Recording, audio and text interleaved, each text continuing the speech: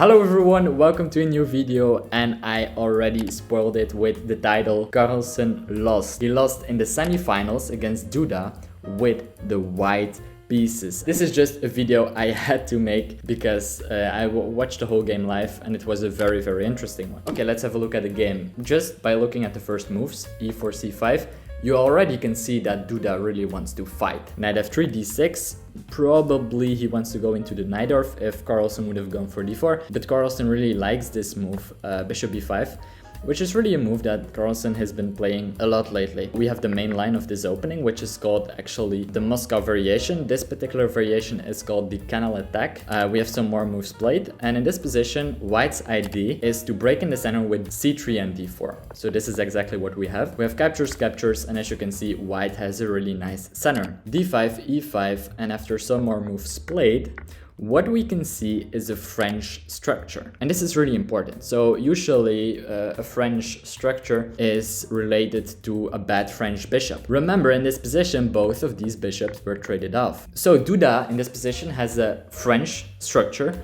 but without the bad bishop. And this is actually an asset for Duda. Black is completely fine in this position. We have some more moves played. And ultimately we come to this position in which it's clear that Black has the control over the open file, right? He has full control over the c file, while Magnus in this position tries to gain some more space on the king side, right? Also, if you have a look at the pawn structure, we can see that the black pawn structure is looking to the queen side, while the white's pawn structure is looking to the king side. So it's also very logical for Carlsen to go for this plan of g3, king to g2, gaining some more space, activating the king, making natural developing moves. Knight a5, trying to hop into the square on c4, some more moves, the queen gets activated, and after some more moves in this position, ultimately we come to a position in which both of the black's rooks get doubled on the c file. So this is exactly what we have. Both of black's rooks are looking down the open c file, which is really an asset that black has in this position. Black goes for the very interesting idea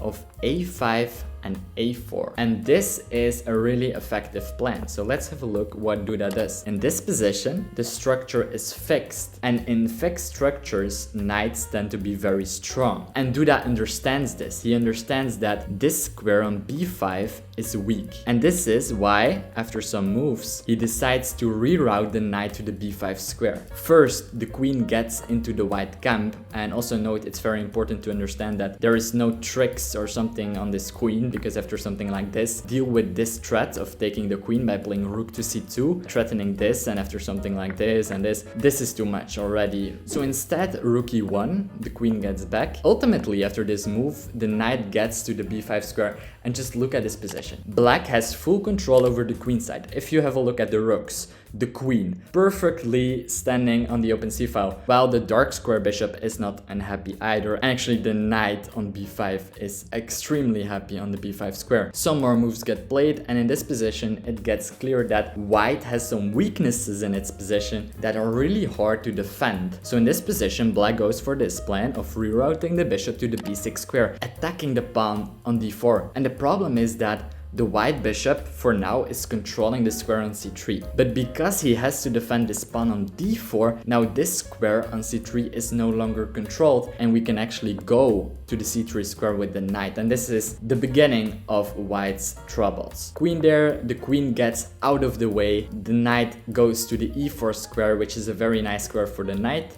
Some rooks get traded off the board, and ultimately, after some piece trades, it's clear that black is the only one who is pressing in this position, because there is lots of possible weaknesses in white's position to exploit. Some more moves get played, black attacks the pawn on a3, very difficult to defend. White needs to get passive with the rook behind the pawn, which is not ideal. The bishop retreats, some pawn trades, and now queen to c4. He really wants to exchange the queens. Okay, so the queens get traded off the board. By the way, also in this position, Duda decided to go for the more dynamic option of taking d takes, which is perfectly fine.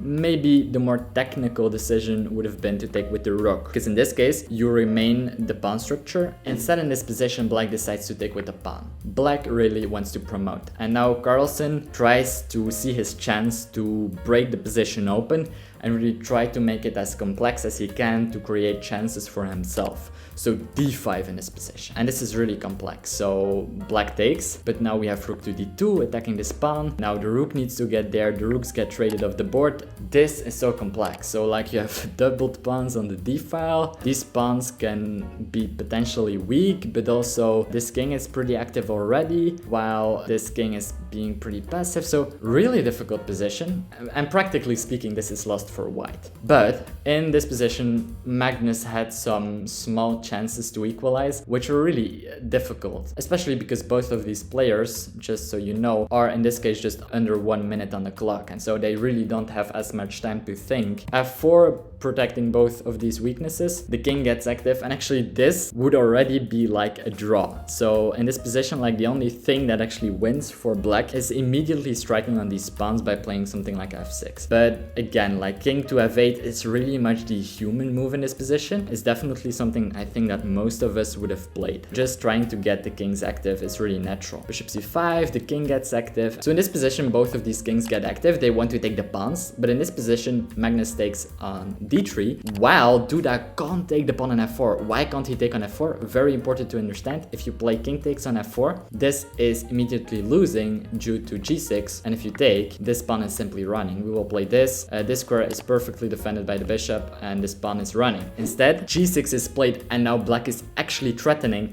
to take this pawn on f4. What does black do? Obviously, he goes to protect the pawn on f4. Okay, so some more moves get played, and it looks like after some more moves, like, do these players actually want to have a draw in this position? And with only 10 seconds on the clock, Duda says, no, I don't. Some more moves get played, and ultimately we get this position. This was a little bit inaccurate because he gives a chance to black to play this move bishop to c3 and going for this plan, which is simply promoting the pawn. And there is no good way to stop this. So something like this. This is all what gets played, but in this position it's already hopeless.